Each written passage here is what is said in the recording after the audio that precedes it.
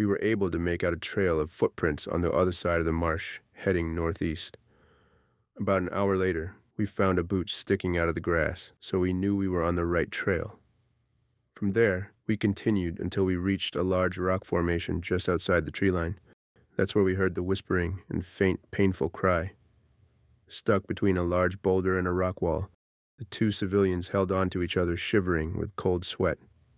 One of them, Ashley Holmes, had tripped on a rock during the escape and had broken her ankle.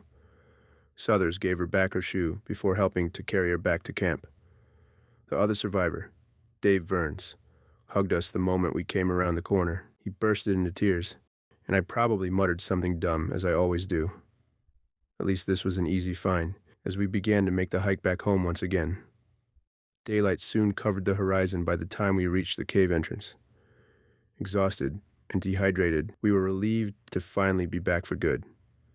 I ended up sleeping through most of the day, along with our new group members. Corporal Bonds and Emily stayed at the entrance of the cave watching the forest, looking for other signs of survivors that might pop out. After waking up mid-afternoon, I caught up with Sergeant Hernandez in one of the corners while he recuperated from his injuries. He confirmed they were the only ones left of their initial group of 12. He and the others were thankful to be alive and lucky enough to have run into us.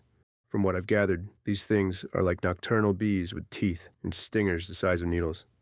Sergeant Hernandez led their group and fought off these pests as they came at them every night. It sounded like their pod had smashed into some trees that the bees lived in and attacked their group almost instantly. Angry little bastards. He proceeded to tell us how the others died and how far they traveled. It seemed they weren't as close by as I thought. They were forced to keep moving ahead from those creatures, picking them off one by one.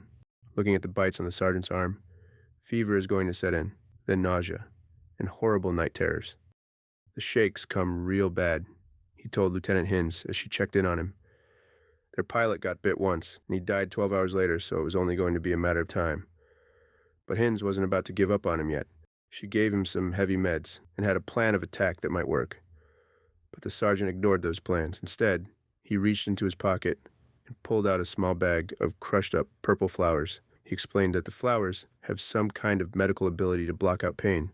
They stumbled upon it back in the swamp by accident after their group had applied some of the leaves to an open wound as a makeshift bandage. Found out it actually works pretty good. Heinz's was going to give it a try and see how it plays out in a couple of hours.